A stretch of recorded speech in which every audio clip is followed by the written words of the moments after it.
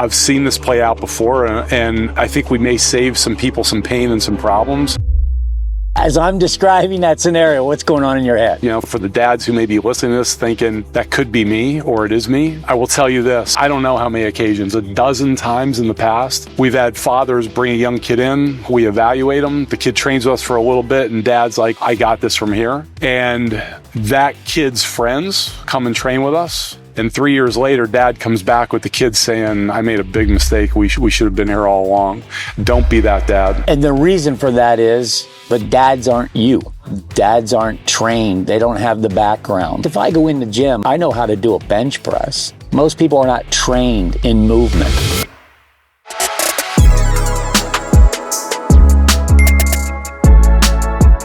Rob, thanks for having me. Great to be here. Well, let me tell you what, I got to say this, and I didn't say it last time. Every time I come in your place, Victory Sports here in State College, there is this amazing spirit, I have to say, when I walk into this place. Mm-hmm. And I know you're a Christian, I'm a Christian, and I'm just saying there's something special about this. So congratulations. How long have you been here? Been here 22 years. Yeah, 22 years. We just celebrated on Saturday. You and your wife. Yeah. That's amazing. Congratulations. She's the glue. Well, you know, I'm sure, the acronym together, everyone achieves more, and you guys are really a great team. So fantastic. So we're going to talk today about athleticism, the importance of it, what it is. How do you get it? Are you born with it? When I started thinking about this topic, I started thinking, who do I want to sit down with? Because there's a lot of sports performance guys, but you just kept coming to my mind because you live this stuff. This is, you embody sports performance. You have an amazing place. You train athletes. You've worked with world-class athletes. Take me back a little bit, not all the way to Rob as an 8-year-old, but like your entrance into sports performance. I know you went to school to play football at Bucknell. Mm-hmm. You studied this at Bucknell, or is that when it all started? No, I was actually pre-med. Pre-med, okay. Yeah, I thought I was going to be an orthopedic surgeon, but got a different plan. Yeah. And ultimately we did. But, you know, I always tell people I followed my heart. Yeah. Not that I couldn't have been happy in orthopedics, but my college background had very little impact on what I do on a daily basis today. Most of what I've learned has just been through being very, very blessed to spend time with some great coaches. Yeah. Go to some great conferences, take some great certifications. Yeah. Without getting too technical, what are some of the types of certifications that guys like you have? Because you are a wealth of knowledge, and I wonder, where does all that come from? Well, the flagship certification, which a lot of your listeners may be aware of, is called the CSCS. It's called the Certified Strength and Conditioning Specialist through the National Strength and Conditioning Association. That's the one that's probably best known, and that was one of the first ones I got. Okay. I'm always impressed because, I travel around the country and I meet guys, whether they're sports performance guys or guys at colleges and stuff. Your name gets thrown around a lot. It really does. There's a lot of people that know you and respect you. So I guess it's a long way of saying thank you so much for sitting down with me, because this subject, obviously our faith is number one, but right behind it, I would say the need to be a great athlete to perform at the high levels. Mm-hmm. I think that's the message, but that's also the thing that's falling through the cracks with so many of these young athletes. So many kids. So here's what I want to start with. I want to start with our definition, your definition, really, of athleticism. It's one of those terms, we need to be more athletic. I'd like to see more athleticism. But I think we assume that everybody knows what that means. Mm. And I don't think they do. So when you think of athleticism and you think of a great athlete, people performing at a high level, tell me what that looks like, sounds like, feels like. So it's a little bit of a tricky one, but let me take a shot at it. One thing would be the ability to change direction. Another would be the ability to react to varying circumstances, oftentimes with a ball or with some type of implement. Yeah. The ability to move your body through space in a multi-directional way. That would not be what I think most parents think about when they think of athleticism. They think of running fast, jumping high, pushing weights. I guess, those are athletic things too. All part of it. But when you talk about that, I'm hearing you talk about how your body is able to do things or not do things. So let's just talk about that in terms of how do you help athletes improve that? Because here's why I'm asking this. There's a lot of people that say things like, well, you're just a born athlete. You're born genetically athletic. And I know there's some truth to that. But if that were all there was, you wouldn't have a job. You wouldn't be training people. For sure. Yeah. So talk to me about how do you train people to do, I can't even put it in words that you did, move, change directions. How do you train people to do that? Well, it begins with getting assessed. If you don't know where you're starting, it's pretty tough to know where you're going. So from a parental standpoint, as simple as this may sound, every athlete that walks in our door, we lay them on a table and ask them to breathe and to try to determine if they're using their diaphragm, which some of your listeners may go, oh yeah, I'm familiar with that. My son or daughter is working with someone who's doing that with them. For most people, this is like, what is this guy talking about? Right. And it can be profound. I mean, I worked with an adult yesterday who's had chronic back pain. We did a couple of minutes of breathing exercises. His back felt better. We have a young kid who's coming to us who's probably going to be a college lineman at some point at probably a pretty high level. He couldn't walk correctly, which is kind of step number two. If you're evaluating a young athlete, do they walk well? And if they don't, what is the underlying problem and who is able to address it? Because what we have to understand is just throwing exercises at athletes is not a good idea. In the United States, we've adopted this mantra of as long as they're doing something, it couldn't be further from like the a truth. cookie cutter approach. Yeah. Like everybody just do something and you're going to be better. When in reality, not only are they not getting better, they might be getting worse. 100%. I can't tell you how many times I've evaluated young athletes, oftentimes young males, because they end up going in the basement with dad and doing some exercises on some machine and they don't land correctly. And in the particular case I'm thinking about is they're landing kind of like a skateboarder, real erect. It's what we call quad dominant. And when you ask enough of the right questions, you start realizing, well, this kid has spent a whole bunch of time in the basement with dad or at the Y on a leg extension machine trying to build their quads.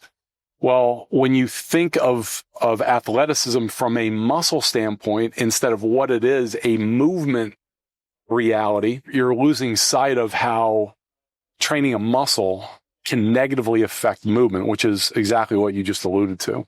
All right. So as you're describing that, I'm picturing a scenario. I'm going to really put you on the spot here.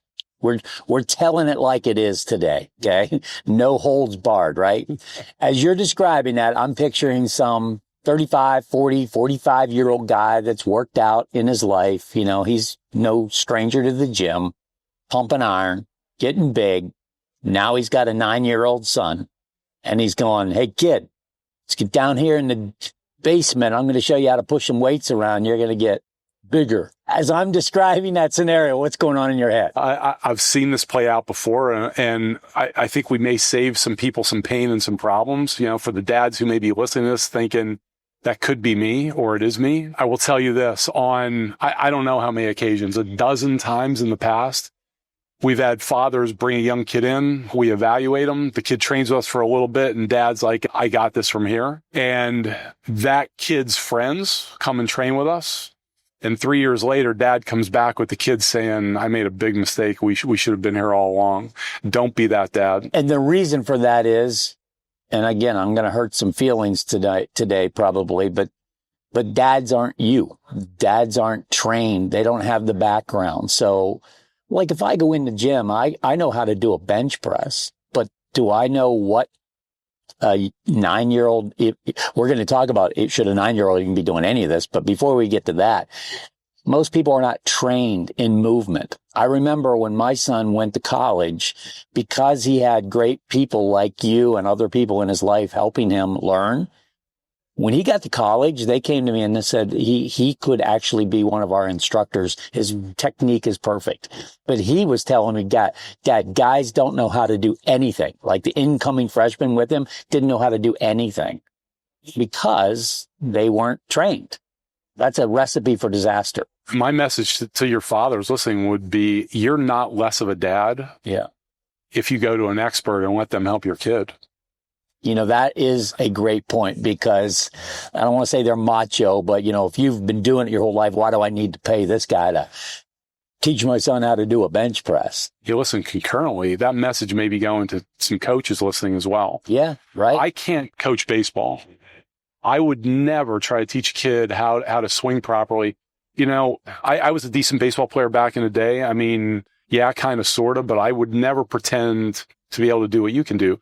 I would never teach a kid how to shoot a basketball. But what I do is a profession in and of itself, and there's a lot of nuances. You're an expert in your field, and what I'm hearing you say, and I feel the same way, I got to know my lane. I'm not going to try to be all things to all people and start training them in areas that I'm not the expert, and you're the same way. So dads, moms listening, when you're not the expert, we should go get the help of the expert. That's what the point of this is today. Not to just pitch guys like you, but to emphasize, and this is a good segue, to emphasize in how important this is to get right and how devastating it is when you get it wrong. Mm. So let's go negative for a second. And I've seen this, you have too, where kids probably had some ability, but they just didn't, I don't know any other way of saying it. They didn't train the right way, or they trained the wrong way, and their careers suffered dramatically because of it. They underachieved dramatically. You've seen that? Many times. And oftentimes it's kids are pretty highly motivated. Yeah, it's not for lack of work ethic. They're doing so much of the wrong thing. They're not able to recover. So first of all, there just becomes a recovery limitation. The athlete isn't getting enough calories in. It's just too much work to recover from, period. They're not sleeping as optimally as they think they are. But I think what you're really alluding to is, let's take the kid who is running a 7.160 and needs to be running a 6.7, and all his speed work is being done in a fatigue state. So he's never reaching what we refer to as fifth gear. So his nervous system doesn't really know what his top end is. And you couple that with the wrong strength training, and now you have an athlete that just stagnates. I hope everybody's listening carefully to that, because, I don't think it's lack of effort or lack of desire or lack of motivation for a lot of kids. I think it's lack of expertise in their life that's keeping them from becoming. And let's be clear about this. What we're trying to do is become the best athlete we can become. Mm-hmm. Now, we do know that genetics is going to play some role in that. I mean, it's my eyes are green, your eyes are blue, whatever. We can't really change that. That's a genetic thing, but we can become the best version of ourselves. And when we don't, and this is what I always say to my clients, when we underachieve, that's where I think the regrets come in. So we're talking about we were talking about the low end, the downside of this, of not doing it right. I want to flip the switch now and talk about when we do get it right. Mm. So we talked about what happens when you don't do it right. It's catastrophic. Careers come to an end. We haven't even gotten into the injury side of things yet. We probably should come back to that. But I want to go on the high side. I want to talk about the success stories. And I know you have a lot of success stories, but I want to talk about two that I'm familiar with. And I'd like you to at least chronicle a little bit. I mean, there's two kids, Logan Matthew, who, by the way, I texted before I came in here, and I say, how big of a role did Rob Oshinskie in Victory Sports? And he mentioned another kid named Riley, last name? Andy Riley. He said, his coach for a long time. Basically changed his career. So I want to talk about him, and I'll chronicle his story a little bit. But also Matt Adams. You could talk a lot better about Matt Adams. Mm-hmm. For those of you that don't know who Matt Adams is, he's a former Major League Baseball player, had an amazing career, but it wasn't a no-brainer career. I'll leave that as the segue into telling the Matt Adams story. Well, I feel really fortunate and blessed to have gotten a chance to work with Matt, but Matt falls into, I think he's a really good story for the things that we've been discussing, because Matt walked in the door here the first day, 6'3", 285 pounds. We went through his assessment, and he says to me, so what do I need most? I said, Matt, listen, the first thing we need to do is we got to get weight off you. that alone is affecting your athleticism. Mm-hmm. I said, secondly, we got to get your core working right. Well, Matt came to us a highly accomplished minor league player. So most people listening to this would go, well, what's wrong with his core? Well, he's always professional, right? Yeah. There are a lot of things wrong. Yeah. Matt's movement skills were okay. Weight was part of it, but part of it was unilateral strength and stability. I mean, he didn't have great stability in his ankles. His ability to change direction was not great. And we got to work on that the first off season. Matt dropped from 285 to 265. That alone affected a whole number of things. What was really cool was about 2 weeks before spring training started, he looked at me right back in this area and said, it's crazy. And he's doing this. He's going, my core is more tone. Mm-hmm. It's stronger. My bat speed is better than it's ever been. And we're not doing any of the traditional exercises we used to do. That's fascinating. Yeah. So to his credit, Matt also embraced a healthy lifestyle, made optimizing sleep a priority, dramatically changed his diet with the help of the Cardinals and their staff, which they had a chef who was also a nutritionist, did an amazing job. But then the next off season, we got back to it and dropped another 20 pounds. So I don't mean to put words in your mouth, but would you say that transformation probably changed the direction of his career? Yeah, it did. Yeah, I agree, because I've seen this where he was a professional baseball player coming to you, which if anybody's listening, that in and of itself is impressive. Like you would think a lot of these guys think they're well on their way, but he's coming to you probably thinking, I might fall short of my goal of playing in the big leagues. Can you help me? And sure enough, coming in here doing all the things that you're talking about doing. How long did he play in the big leagues? 11 years. 11 years in the big leagues. Played in the World Series, didn't he? Starting first baseman in the World Series. On the wall. So when people don't think there's a lot on the line with what we're talking about, I would say everything's on the line. There's a lot on the line. If your kid is tracking to be a D2 player right now, you can make him a D1 player, or he's tracking to be a D1 player, and now you can make him a professional caliber player. It changes everything. How about this? Tracking to end your career as a high school senior and getting to play any level at the next level. Absolutely. Yeah. And we tell our athletes all the time, listen, college sports isn't for everyone, but if you love your sport, you can attest to this. I mean, I go on vacation with my college teammates.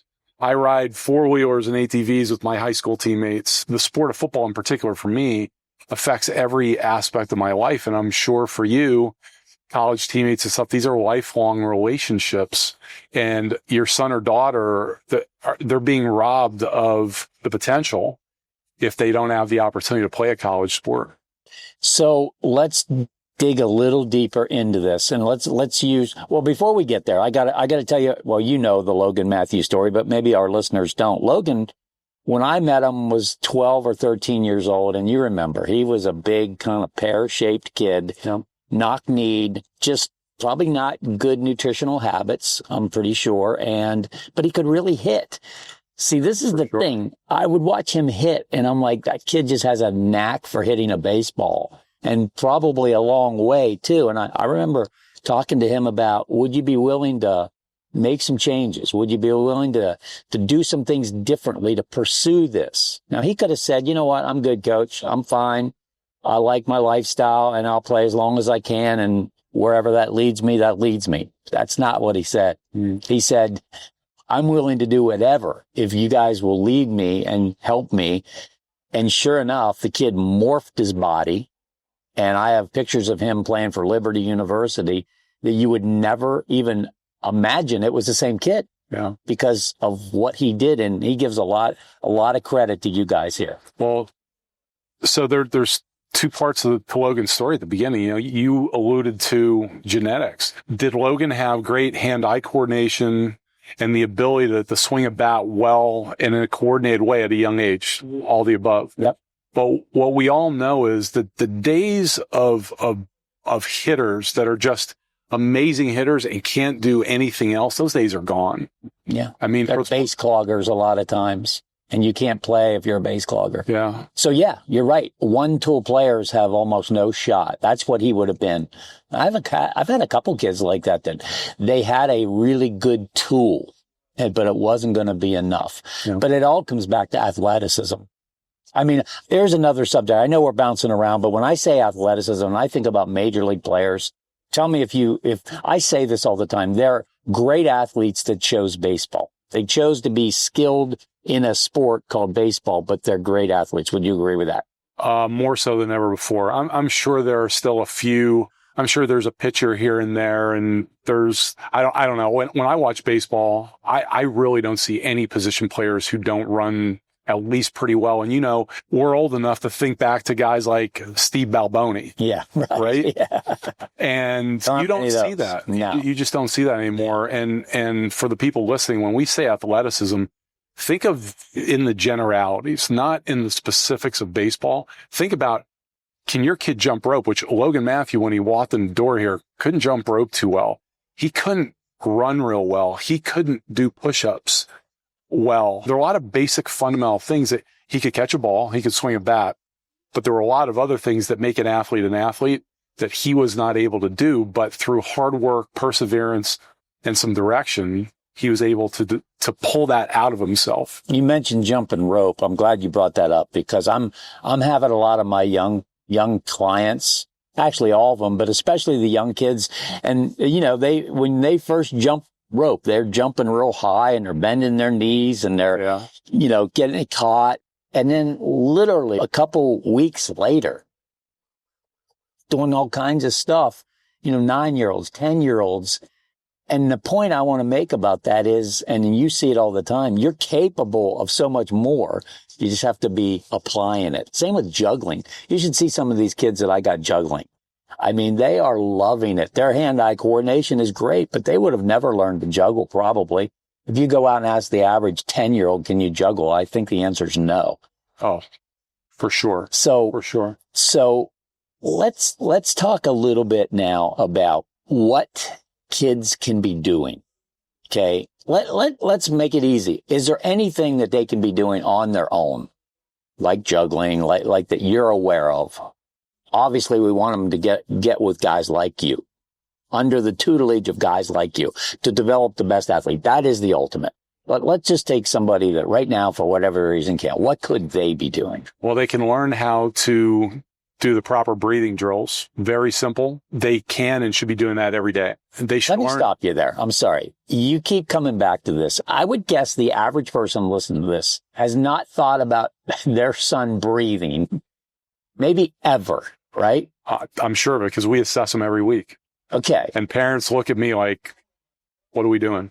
Why is it so important? Because it's even shocking to me. So breath is fundamental to life.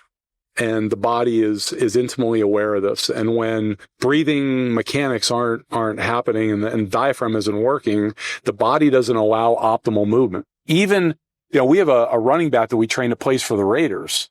His first day in here 2 years ago, he didn't breathe correctly. And there were movement deficiencies. He was talking to us about essentially areas of movement and in his speed and change of direction where he felt like he was stagnated. And as soon as he got breathing correctly and we started taking him through some more advanced core training, those deficiencies went away.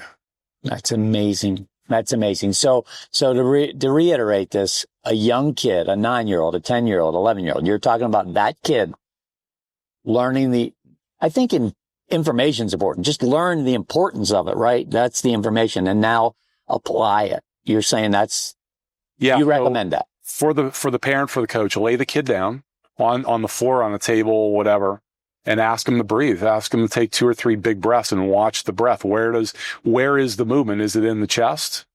Is it in the abdomen? Or is it in both? If it's in the abdomen, great. If it's in both, okay. If it's all in the chest, which I can almost guarantee you're going to see most of the time, we got a problem. Okay. And we need to address that. All right. So breathing. Okay. What's another one? Do you have another tip? Home DIY. I'm not promoting do it yourself, DIY. Not promoting that, but just for the people out there that, for whatever the reason right now, can't. instead of doing wrong things, what can we tell them to do right? Jumping rope. Okay. And first of all, we got to learn the mechanics. So I go back to when I was in 6th grade. My dad came home one day, handed me a rope and said, go figure it out. He wasn't a performance coach. And thankfully I did. I joke, being Polish, I learned how to jump rope backwards before I could jump rope forwards. But I got pretty proficient at it. Yeah. I worked hard at it. And here's the thing. Once your kid gets good at it, it's not about how long you go. It becomes, once the mechanics are relatively solid, it's about speed. It's about changing patterns. Well, we'll tell our kids, I'll have college football players walk in here and I'll hand them a rope and go, do a pattern you've never done before. That's fascinating. So what does jump roping do? What is the benefit of it? It's hand-eye coordination. It's teaching the upper body and the lower body to coordinate together. It's reacting off the ground.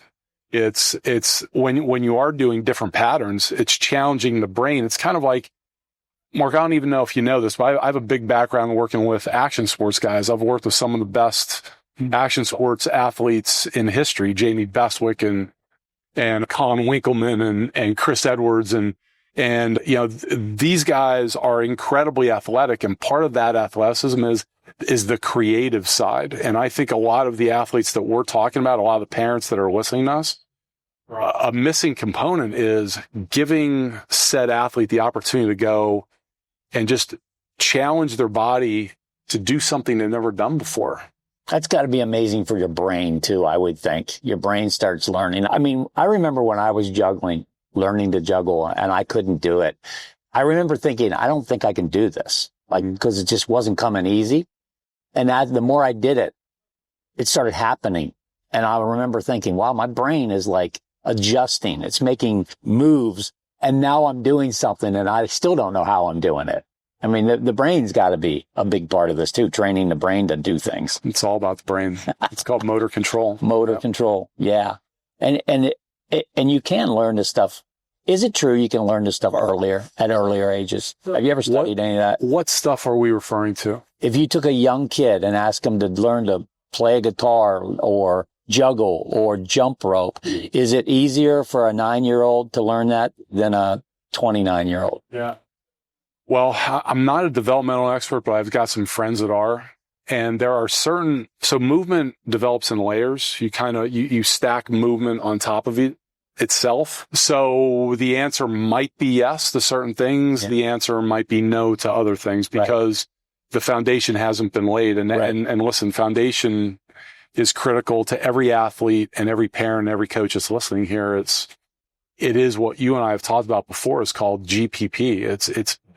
We are so focused on specificity. Almost every parent that calls here in our first conversation or two talks about, well, you're going to do baseball specific stuff with Joey or softball specific stuff with Susie.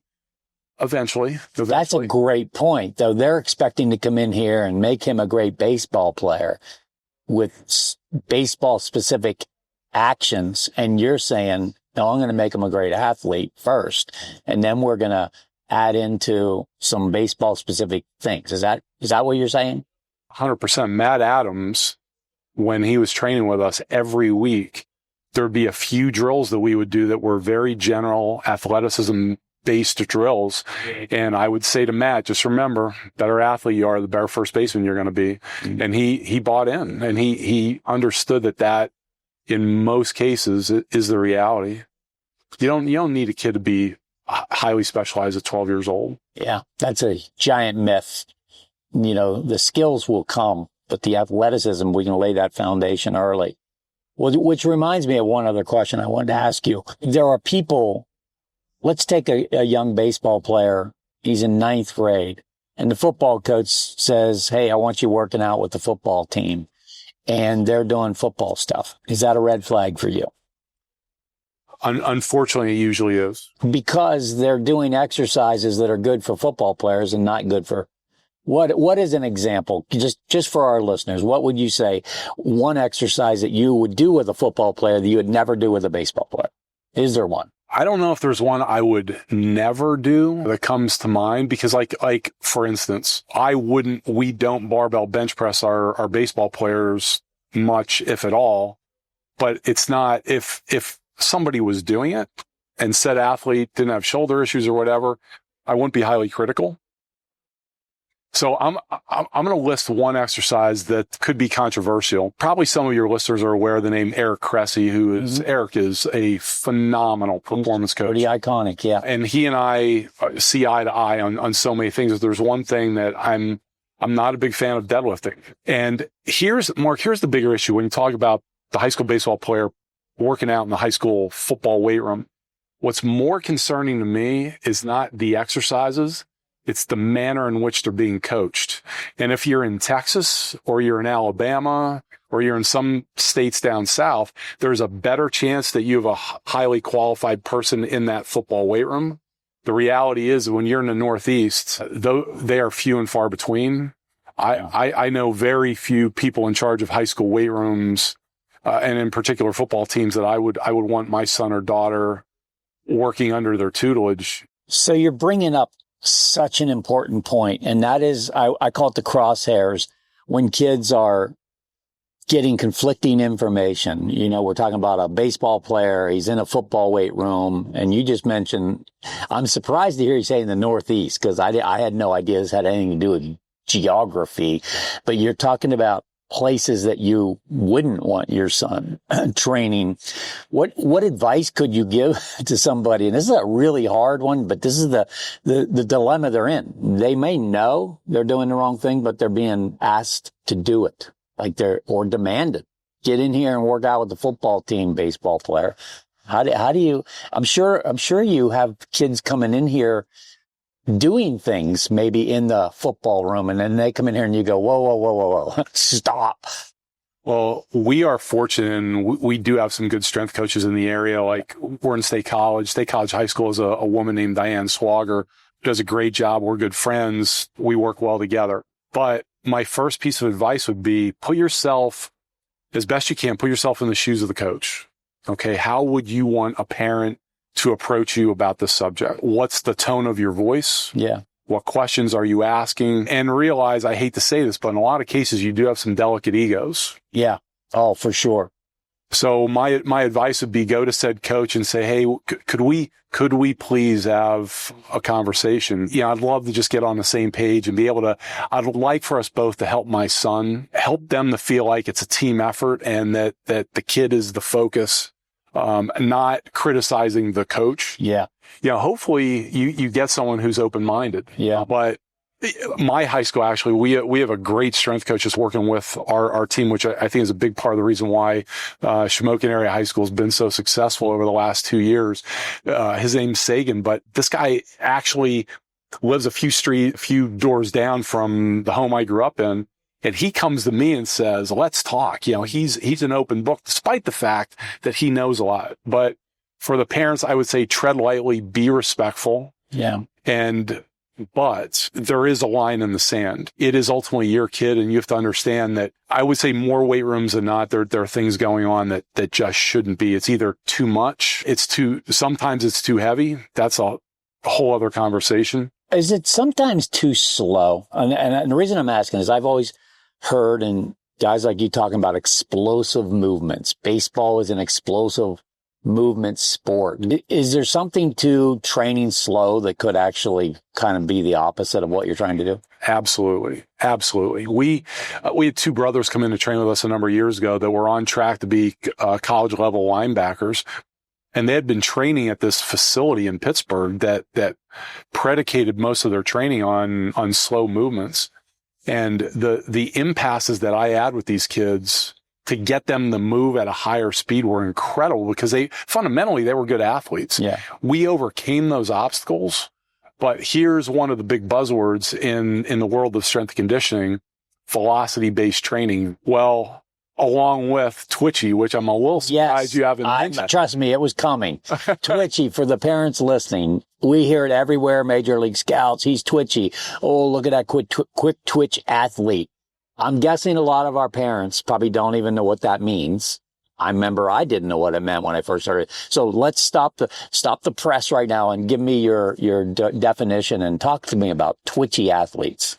So twitchy is pretty simple. You're talking about fast twitch fibers, or more accurately, fast twitch motor units, which are a group of muscle fibers that are contracting together. It's the body's ability to get those muscle fibers to contract in the first place, but secondly, to contract at very high speeds and very efficiently. So here's the $1 million question, though. Are you just born that way? Or if you're a quick twitch athlete, you've made it, you're home free. You're not a quick twitch athlete. You're, let's call them a slow twitch athlete. You're toast. You have no shot. Or can you train to be more twitchy? You can absolutely train to be more twitchy. But if you don't, you're not going to get more twitchy. It's not like you grow into being twitchy. So let's use Bo Jackson as an example. Okay.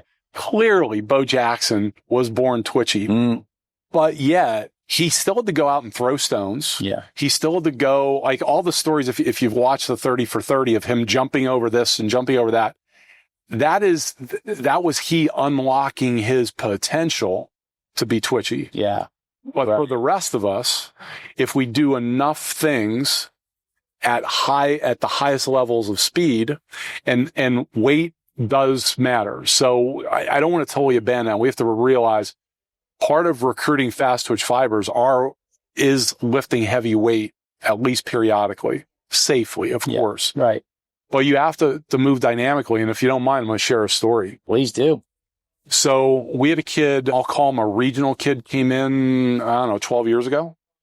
Freshman in high school, 5'7", 5'8", 120, 125 pounds, running a high fours. He's like a 4'9", 40 kid. Yeah. Which is not fast. Which is not fast, especially at 120, 125 pounds. Right. Said dream was, I want to be a Division I running back. Mom and dad. So let's talk, genetics. Mom and dad were genetically very average. No insult to them, but reality. Yeah. But this kid bought in, and let's just cut to the chase. 4 years later, he's 177 pounds. So he gained 50 pounds. He's now running a 4.5 40. So gained 50 pounds to 4/10 off his 40. But the part of the story that would probably impress most of the listeners the most, he could jump onto a 44-inch box with one leg, and he was still in high school. Wow. That's twitchy. That's twitchy. That's twitchy. Well, if you're listening to this today, you're hearing story after story after story of kids that changed their careers with the right training. Unfortunately, we're not hearing about the kids who didn't, because they just kind of fade into the sunset.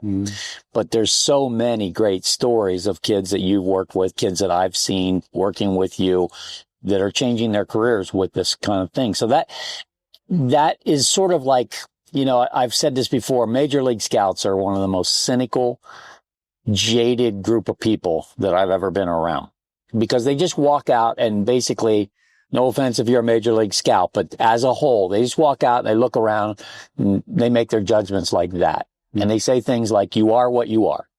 I remember one day a guy came out to a showcase that we had, and he looks around. He's only there 5 minutes. He looks around and he goes, yeah, there's no players here.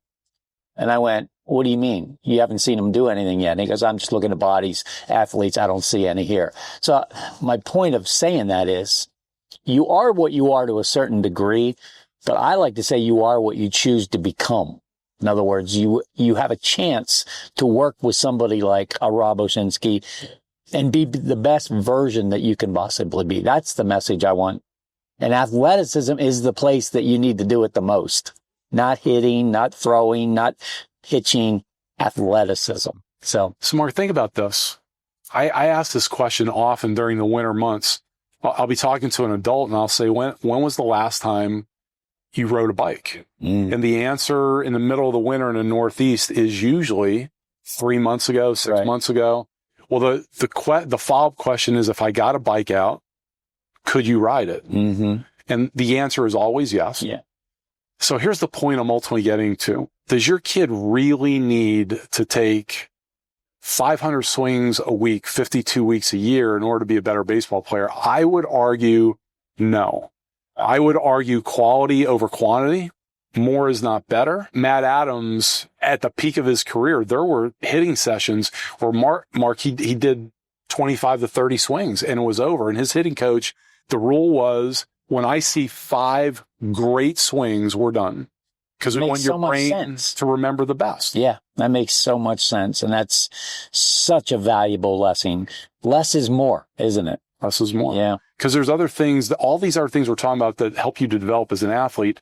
If all you're doing is swinging, or if all you're doing is throwing, you don't have the time, nor do you have the recuperative capability to do the other things. You can't swing for 3 hours and lift for 2 hours and run for an hour and recover from everything. Like, there has to be some give and take. Yeah. And quality really matters, because it goes back to what you talked about before, the brain and motor control. Yeah, man, such good stuff. I said to Rob during the break, we could have a 10-part series to this, because there's so much to this, and we're jamming a lot into one podcast, but we can't end this podcast without talking about speed. And I'll tell you why. In baseball, if you're a young parent, you may not know this yet, but your son, until they change this, and I wish they would, I want to get your opinion on the 60-yard dash. You know, they get you out at a showcase and they line up you and they run a 60-yard dash. And I heard a Major League scout say, if you're 7'4" or above, you're just slow and there's almost no opportunities for you. If you're 7'4" to 6'8", you might get by with that, but you're going to have to do some other things really, really well. And if you're 6'6" and below, you've got game-changing speed. You might be able to get there just because you can change the game with your speed. I'm not even sure if that's true anymore. But here's my point. There are a lot of kids that are 7'4" and above. When you go to these showcases, my son was one of them. He was a 7'5", and I told him it's not going to get it done. Can kids get faster? If you're a 7'5", there's a kid that's out there, he's 15 years old, he's a 7'5" runner right now, can he get faster? 100%. Wait, say it again. Maybe last story for today. We had a kid come in here in 7th grade, was running an 8.060. As a sophomore, was running a 6'8", and wow, and doubled his body weight. Went from 80 pounds to 160 pounds during that time. What about that story? What was it? I mean, obviously he put on muscle. Did he also learn how to run? Was mechanical running part of it? Yeah, it was part of it. Okay. Sure. I know when Christian learned to run, I learned the physics of running. Like the ground force stuff. The guy that was training him told him to act like you're running in a phone booth. A lot of the people listening don't know what a phone booth is anymore, but I did, because I'm old enough. And Christian was running, like this, sideways, all this wasted motion going like this. So you got muscle, you got technique, you got the understanding of what creates ground force, that ties with technique. Probably even nutrition. 100% nutrition and sleep. 100%. We haven't even talked about that today. Yeah, we tell our kids to run in a tunnel. Okay. So I think that the phone booth is a great analogy. The only problem is we're running out of phone booths. People don't know what they are. Yeah. Listen, for everybody listening, your kid could get faster. I mean, guys like me do combine training. I've been doing combine training for whatever it is, 27 years. I get 22, 23, 24-year-old young men who are already highly trained, and they all get faster. So if they can get faster, your 14 or your 16-year-old can get faster if they're doing the right things. And there is the $1 million phrase, if they're doing the right things, because these Major League scouts that are cynical, the reason they say you are what you are, they're just not used to people doing the right things.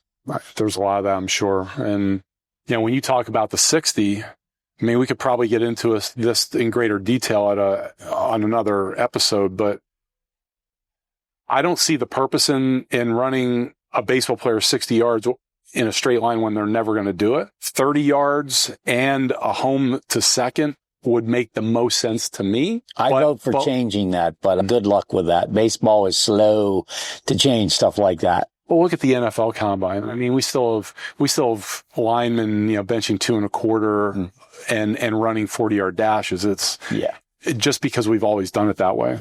Yeah. No, I wish the Major League Baseball would, or somebody would change it. But until they do, it is the benchmark. It is the number. I'm amazed how many kids I ask, what's your 60 time? And they don't even know, which goes back to your point. If you don't know where you're at, you can't really improve upon it. If you don't know you're a 7.6, how do you know you need to improve upon it? Can we give your parents and coaches a cheat sheet on that, on the 60? Yeah, let's do it. So your kid's got to be breathing correctly. So it starts with breath. Number 2, core stability. Core stability is not sit-ups, crunches, V-ups. It's not ground-based ab exercises. It's stability-based exercises. Number 3, they have to get stronger. Number 4, they got to train to be twitchy. And number 5, another one that really you almost never hear people talk about, is called speed endurance. I can't tell you how many college-bound baseball players we've worked with that they're like, man, I need another 10th. And we do 2 weeks of speed endurance work prior to the test. And bam, there's another 10th off. Speed endurance is simply repetitive sprints at about 80% of maximum, so that you teach the body to slow down less. I mean, it sounds simple, but I'm guessing that the vast majority of people watching this are not doing any of that. Any of it, or one part. So what's the definition of insanity? Doing the same thing over and over again, expecting a different result. What you're talking about is doing a completely different thing and then expecting a different result. And that's what I'm doing with my clients. I'm really trying to help them understand we can't be like the masses. The masses are not going to get where they want to go. So we got to do things differently. Mark, you're so right. When I talk to parent groups, I ask the question, are the masses getting scholarships? And everyone in the room says no. And then I ask, it's kind of the gear back follow-up question is, okay, are the masses getting spots on college rosters? And the answer is no. Yeah.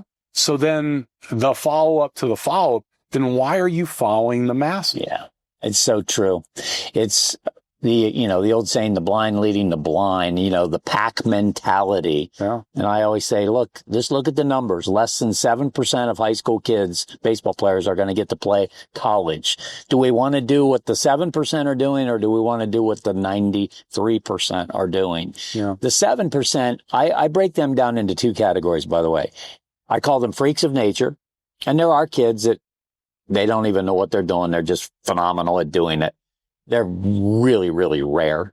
And then there's the ones, and I would put my sons in this category. I'd put a Logan Matthew in this category. They decided to change their destiny by doing things differently than everybody else. Yeah. And it was good enough. They were good enough to get there. Maybe they even overachieved.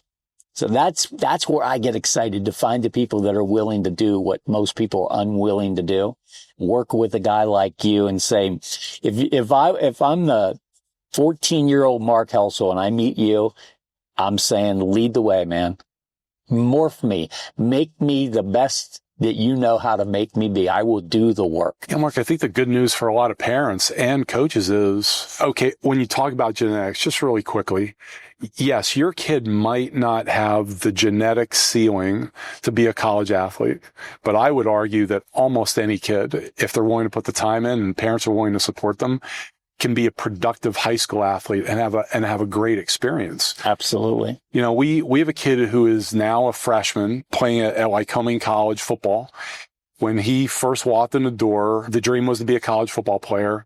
And he was in 6th, 7th grade. We're like, well, we'll see. But when the rubber met the road, when he was a freshman in high school and hadn't grown very much and was still carrying a little too much weight, and that dream seemed to be less of a possibility. But then he got really committed. And what the great part of the story is, and I'll wrap it up fast, is I know his high school coaches and we loved the kid, but I went to a couple of them and said, what do you think his chances are of becoming a starter at the high school level? Let's forget the college dream. Those coaches said, listen, Rob, we love him, but it's not likely for him to ever start for us. Mm. Well, he's now second team on the varsity playing a Division III college team. He was a 2-year starter in high school, was an all-conference player as a senior. That's phenomenal. I just love these stories of the kids that changed their destiny basically by doing the things that most people were unwilling to do. And you've made a lifetime out of helping those kids do that. And I just can't thank you enough for the work you do, the way you change people's lives, the inspiration you are to people. Rob, I enjoy talking to you so much, and we might have to talk about this as a series because there's so much more We really didn't talk about nutrition today. Mm. We didn't talk about sleep. We didn't talk about injuries yet. So I'm just planting the seed. There's more that we need to talk about. But I have to tell you, just this hour of sitting down with you is always enlightening to me. And I just know that you're helping a lot of the people that are watching these videos. So I want to publicly thank you. Great to be here, Mark. Yeah, absolutely.